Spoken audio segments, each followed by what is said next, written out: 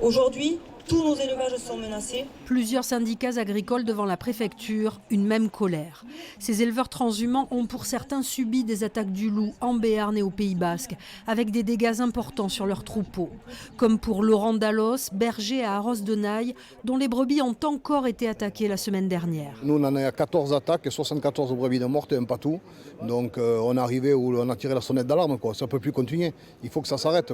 Soit on enlève le loup, ou soit on arrête d'élever du bétail pour le faire manger. Et on passe en hors-sol. Au même moment se tenait le comité départemental loup en préfecture. Une réunion pour dresser un état des lieux.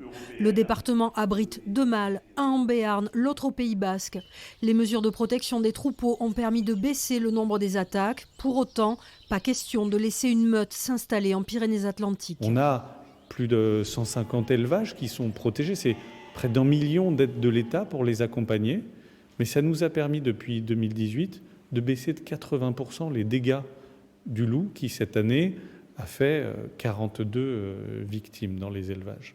Et donc on entend cette inquiétude et on défend aussi un modèle particulier, c'est-à-dire que le loup ne peut pas s'installer durablement en meute dans ce territoire-là, c'est pas possible. Les mesures de protection n'empêchent pas toutes les attaques et la cohabitation reste difficile.